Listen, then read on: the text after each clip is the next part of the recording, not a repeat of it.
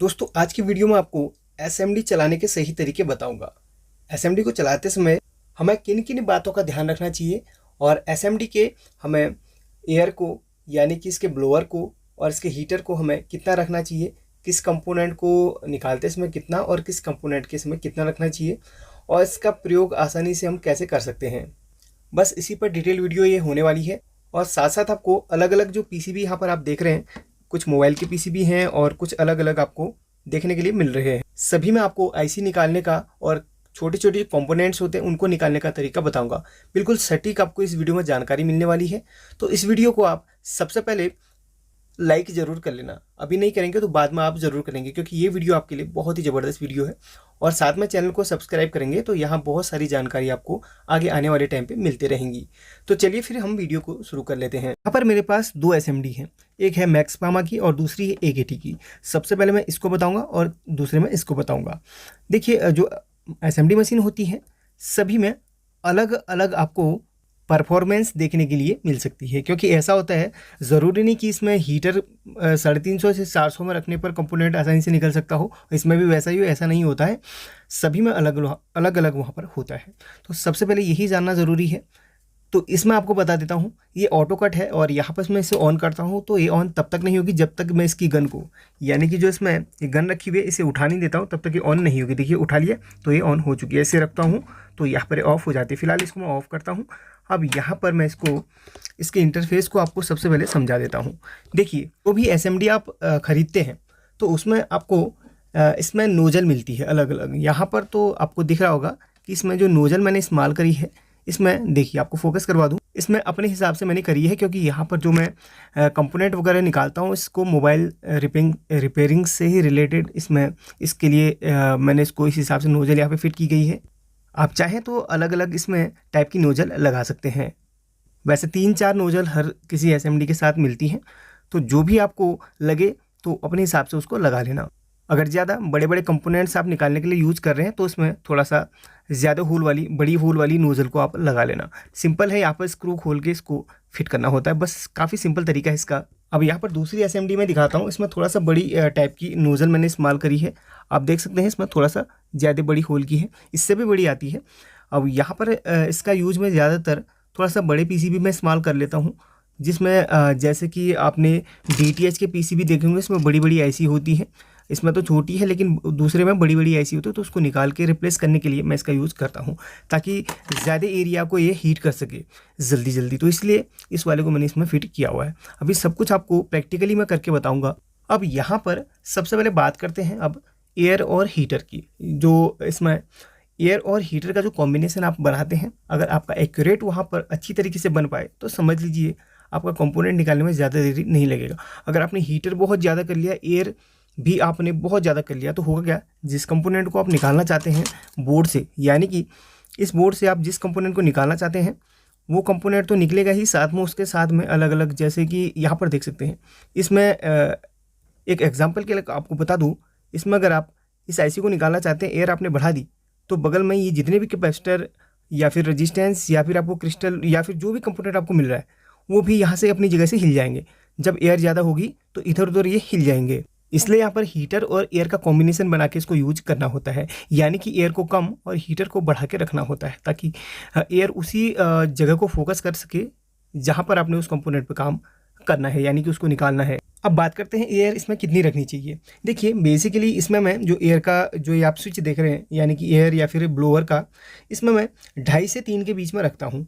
अगर कंपोनेंट बड़ा हो और उसके अगल बगल में कोई भी कंपोनेंट ना लगा हो तो लगभग 3.5 से 4 के बीच में भी मैं कर लेता हूँ। अब यहाँ पर कंपोनेंट की स्थिति को देखते हुए मैं एयर को सेट करता हूँ। मैक्सिमम जो मैं एयर करता हूँ वो 4 तक ही करता हूँ, 4.5 उससे ज़्यादा मैं नहीं करता हूँ। अभी आपको बताऊँगा कि किस कंपोनेंट को निकालते समय एयर में कितनी रखता हूँ। फिलहाल यहाँ पर इसको मैं 2.5 से 3 के बीच में अभी सेट करता हूँ, क्योंकि बेसिकली यहाँ पर मोबाइल रिपेयरिंग की काम है। 2.5 से 3 के बीच में ही इसको सेट करता हूँ। वो मैक्सपामा की बात कर रहा हूँ, बाकी उसकी बात मैं फिर करूँगा। अगर आप इस वीडियो को कंप्लीट देख लोगे तो दोनों चीज़ें आपको कंप्लीट यहाँ पर कवर हो जाएंगी। बहुत ही अच्छी वीडियो है और आपको सीखने के लिए भी मिल जाएगा। और यहाँ पर बात करते हैं हीटर की। एयर को तो आपको बता दिया, मोबाइल रिपेयरिंग के लिए मैं 2.5 से 3 के बीच में रखता हूँ, क्योंकि इसमें काफ़ी होती इतनी एयर एक कंपोनेंट को निकालने के लिए। उससे अगल बगल में भी एयर नहीं जाती और अदर कंपोनेंट को भी डिस्टर्बेंस नहीं होती है।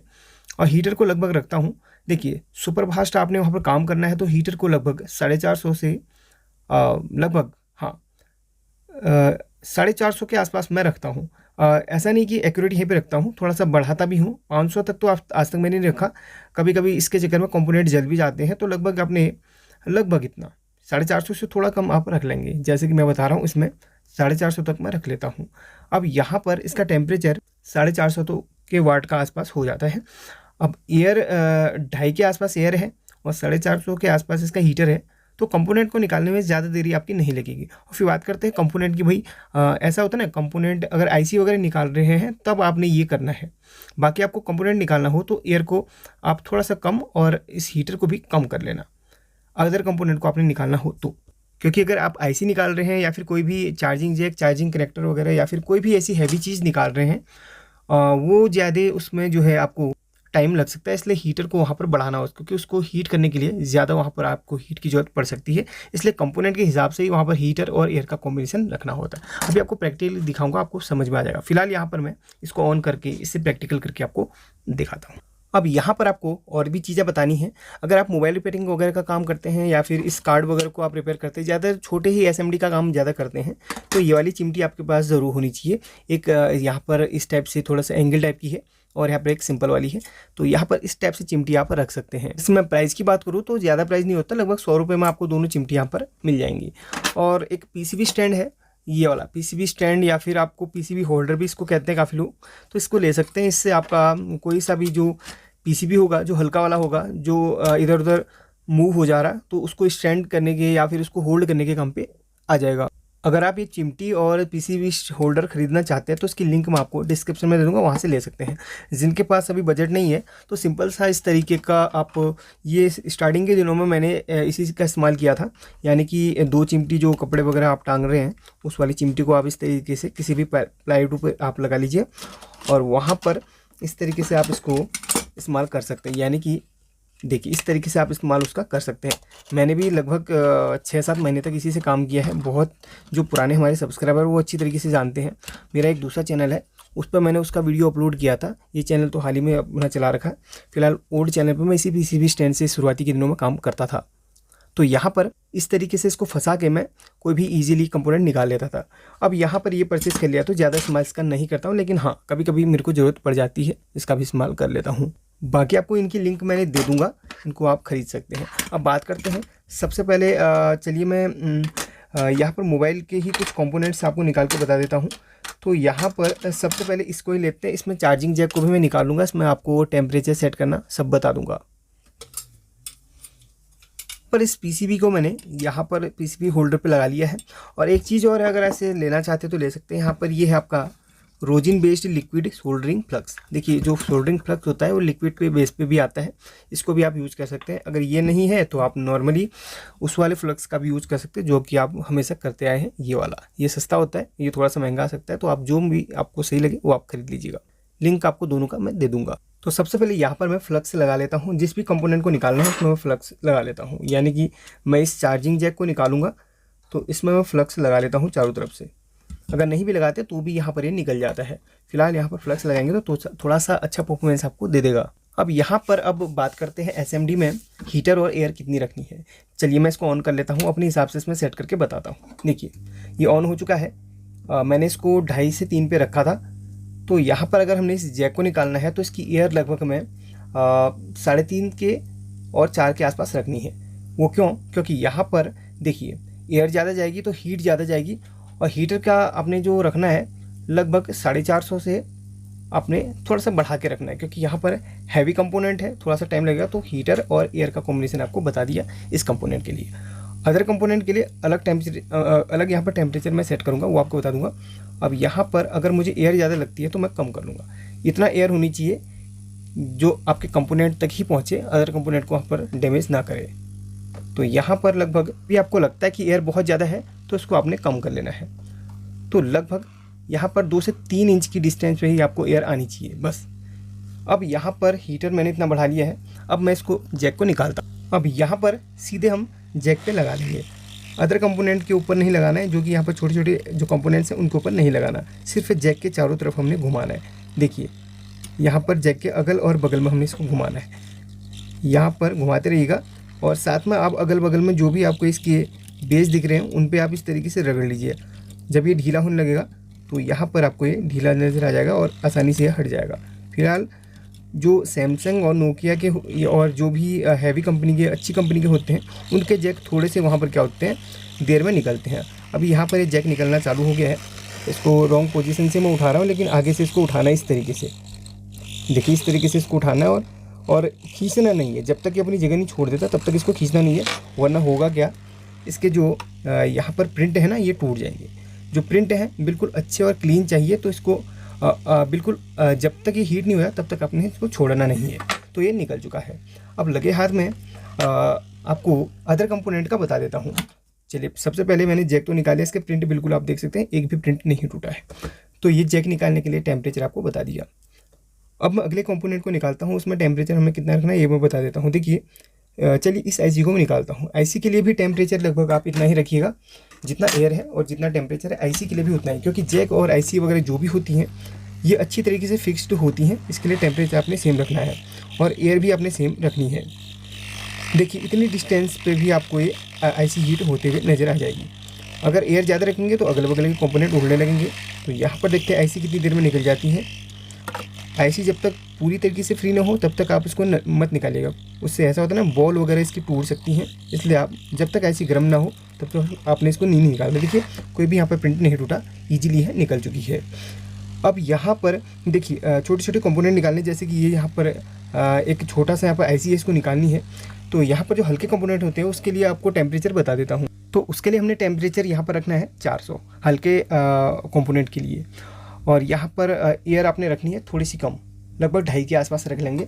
तो चलिए अब आपको अदर कंपोनेंट निकालना सिखा देता हूँ। चलिए पहले मैं इसको ऑफ कर दूँ और कैमरा को सेट कर लूँ। तो यहाँ पर कैमरा सेट हो गया है, चलिए इसको ऑन कर लेता हूँ। अब यहाँ पर देखिए एयर अभी भी ज़्यादा है, एयर को थोड़ा सा मैं घटाता हूँ और 2 पे लेके आता हूँ। तो एयर को मैं 2 पे लेके आ गया और इस कंपोनेंट को अब निकाल लेता हूँ। तो देखिए एयर बहुत कम हो चुकी है, थोड़ा सा एयर मैं बढ़ाऊँगा, 2.5 के आसपास में ले आऊँगा। देखिए अभी ठीक है, फिक्स है। अब इस कंपोनेंट को ऊपर आप इसको लगाएंगे तो ये कंपोनेंट कुछ देर में अपनी जगह छोड़ देगा। अदर कंपोनेंट को बिल्कुल भी नुकसान नहीं पहुंच रहा है। देखिए बिल्कुल भी नुकसान नहीं। अगर मैं एयर बढ़ाता हूं तो देखिए क्या हाल होता है। देखिए एयर बढ़ाता हूं मैं, लगभग 4 से 5 के उस पर रख लेता हूं, तो यहाँ पर देखेंगे आप अदर कंपोनेंट भी यहाँ पर उड़ने लगेंगे। देखिए अभी देखेंगे आप, अभी देखिए, अभी आपको मैं दिखाता हूँ। एयर बहुत ज़्यादा मैंने बढ़ा दी है, तो यहाँ पर आप देखेंगे कि अदर कंपोनेंट भी अभी उड़ने लगेंगे। तो ये देखिए ये निकल रहा है, ये सारे के सारे कंपोनेंट उड़ने लग जाते हैं। ये देखिए उड़ रहे हैं। ये देखिए वैसे ख़राब पीसीबी है इसलिए मैं यहाँ पर आपको प्रैक्टिकली बता रहा हूँ, लेकिन आप ऐसा मत करना। तो ये देखिए इस तरीके से उड़ने लगते हैं ज़्यादा एयर पे। देखिए कितने फटाफट यहाँ पर निकल रहे हैं। तो ये नुकसान होता है ज़्यादा एयर पे। इस तरीके से यहाँ पर देख सकते हैं सारे के सारे कंपोनेंट फटाफट निकलने लगते हैं, कोई भी यहाँ पर देरी नहीं होती है। देखिए कितनी जल्दी मैंने इस पीसीबी को यहाँ पर क्लीन कर लिया है,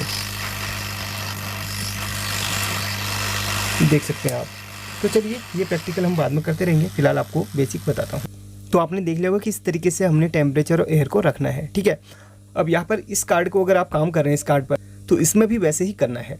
छोटे कंपोनेंट के लिए आपको हीटर 350 से 400 के बीच में रखना है और एयर को आपने 2.5 से 3 के बीच में रखना है। और बड़ी आईसी वगैरह अगर आप निकाल रहे हैं तो आईसी के लिए आप हीटर को 450 में रख लीजिए और एयर को आप 3 से 4 के बीच में रख लीजिएगा।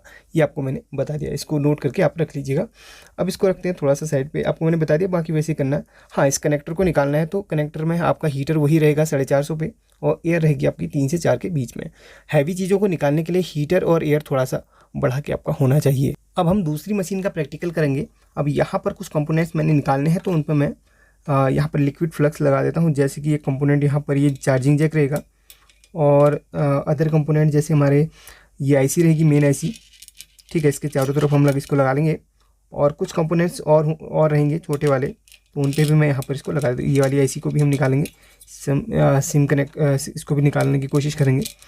वैसे इसको मैं नहीं निकालूंगा क्योंकि यहाँ पर अभी मेरे को इसकी ज़रूरत है, फिर कभी इसको निकालूंगा तो मैं जो IC वगैरह है वही ज़्यादा मैं यूज़ करूँगा। और ये जैक है ये ख़राब हो चुका है, इसको मैं निकालूंगा, क्योंकि जब भी मैं मोबाइल रिपेयरिंग करता हूँ तो मुझे ज़्यादातर कुछ कुछ चीज़ों की ज़रूरत पड़ती है, इसलिए मैं इन चीज़ों को भी डैमेज नहीं करना चाहता हूँ।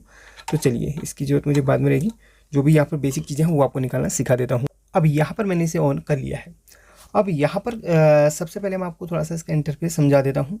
जो ये वाला है, इसके लिए यहाँ पर एक सोल्डरिंग आयरन भी है, उसको हमने यूज़ नहीं करना। उसका सोल्डरिंग आयरन का जो स्विच है ये है उसका टेम्परेचर बढ़ाने का, और सोल्डरिंग आयरन का स्विच ये वाला है।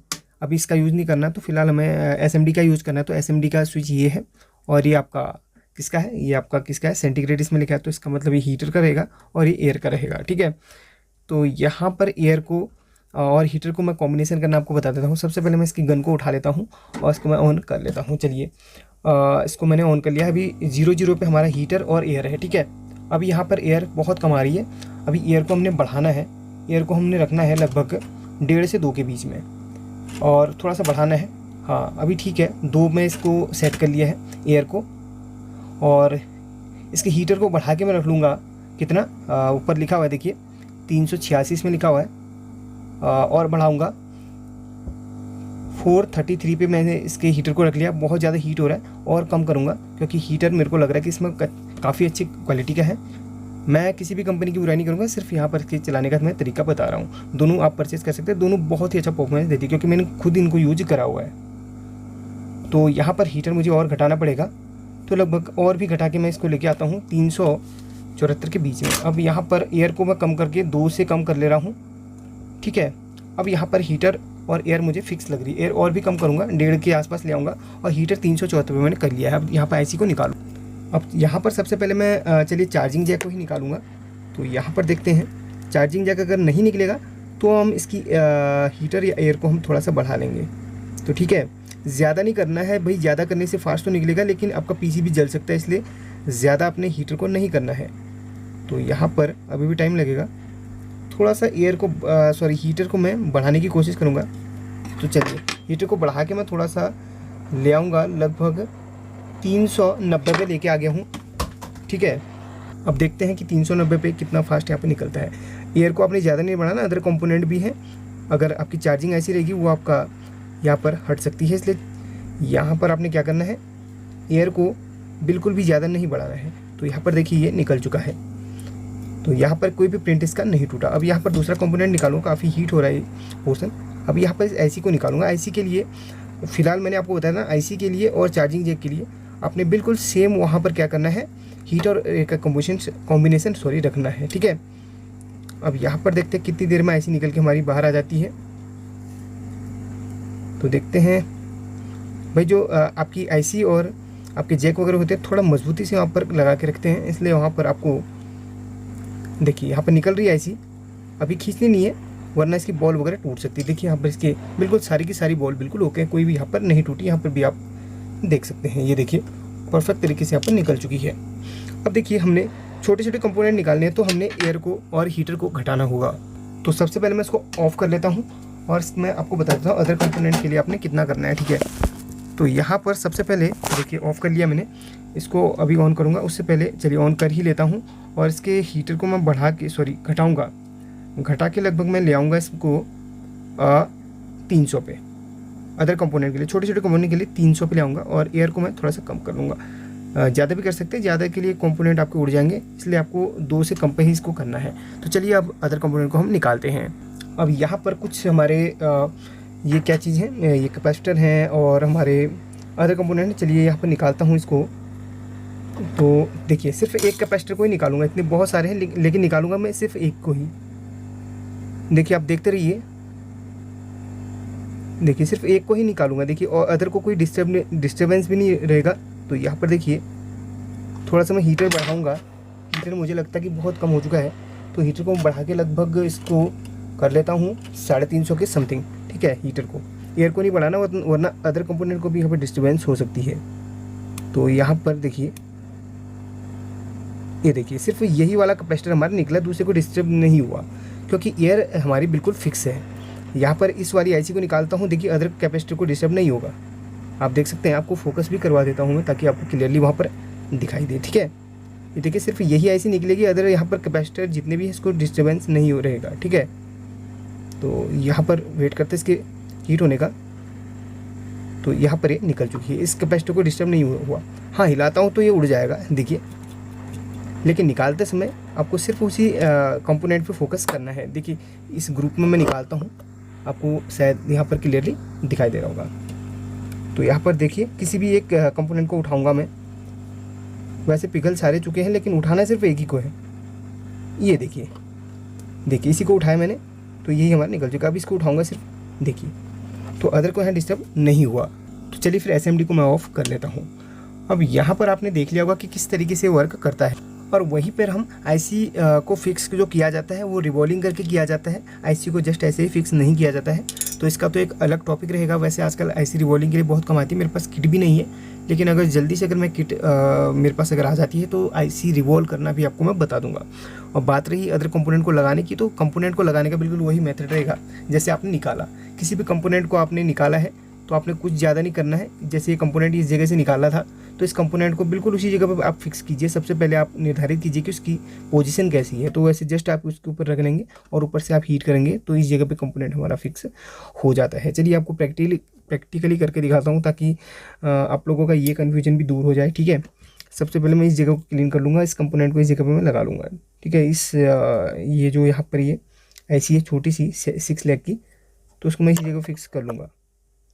तो चलिए यहाँ पर पहले मैं इसको इस जगह फिक्स करूँगा। उससे पहले यहाँ पर मैं थोड़ा सा क्या करूँगा, पेस्ट लगा लूँगा, जो ही हमारा जो लिक्विड पेस्ट है उसको मैं लगा लूँगा ताकि यहाँ पर जल्दी यहाँ पर इजीली हमारा हो सके, ठीक है। तो इस जगह इसको फिक्स करना हमने। तो अब यहाँ पर मैं क्या करूँगा, एसएमडी को ऑन कर लूँगा और इस जगह पर इसको फिक्स कर लेता हूँ। तो यहाँ पर इसे ऑन कर लिया है। एयर को वही हमने 1.5 से 2 के बीच में रखना है और हीटर को रखना है 350 से 400 के बीच में। अब इस कंपोनेंट को हमने फिक्स करना है, तो यहाँ पर सबसे पहले इसको हम हीट कर लेते हैं और इस जगह पे इसको फिक्स कर लेंगे। तो बहुत ही ईजी तरीके से हो जाता है। तो जैसे कि आप देख सकते हैं, बस आपका हाथ इसमें सेट होना चाहिए। तो यहाँ पर ये देखिए सेट हो रहा है, ये पिघलना चालू हो रहा है और यहाँ पर 1 मिनट ये सेट हो चुका है, देखिए। चलिए इसको हम ठंडा होने के लिए छोड़ देते हैं। तो अपनी जगह पर फिक्स हो चुका है। एक बार यहाँ पर हम थोड़ा सा एयर देके इसको फूंक मार लेते हैं, देखिए फिक्स हो चुका है। तो अब यहाँ पर हम इसको ऑफ कर लेते हैं। मैं इसको निकाल के दिखाऊंगा, देखिए कितना पक्की तरीके से यहाँ पर हो चुका है, ठीक है। देखिए यहाँ पर इसको मैंने निकाल लिया है और साथ में इसके प्रिंट भी टूट चुके हैं। मतलब कितनी अच्छी तरीके से यहाँ पर फिक्स हो चुका है कि इसको निकालते समय भी इसके प्रिंट वगैरह आप देख सकते हैं इसके टूट चुके हैं। इस आईसी के साथ कुछ प्रिंट भी आ चुके हैं, शायद अब आपको यहाँ पर दिख रहा होगा। ये आईसी है, ये देखिए, और ये प्रिंट इसका टूट चुका है, देखिए ये वाला प्रिंट टूट चुका है। देखिए कितनी पक्की तरीके से लगा हुआ था कि खींचने में इसके प्रिंट भी टूट चुके हैं। तो इस तरीके से उसको लगाया जाता है और निकाला भी उसी तरीके से जाता है, बिल्कुल सेम मेथड है। बाकी आपको मैंने टेम्परेचर का समझा दिया। अगर वीडियो अच्छी लगी हो या फिर कुछ भी सीखने के लिए मिला हो तो यार लाइक करके शेयर जरूर कर लेना। बाकी इसको ख़रीदने के लिए, यानी कि पीसीबी स्टैंड को ख़रीदने के लिए और ये चिमटी वगैरह ख़रीदने के लिए, और आपको ये रोजिन पेस्ट अगर ये भी खरीदना है तो सभी की लिंक मैं दे दूंगा। ज़रूरी नहीं कि आप मेरी ही इस लिंक से खरीदें, जहां आपको सस्ता लगता है आप वहां से खरीद सकते हैं। बाकी मैंने आपको सजेस्ट कर दिया, आपकी इच्छा है। तो मिलते हैं अगली वीडियो में, तब तक के लिए टेक केयर।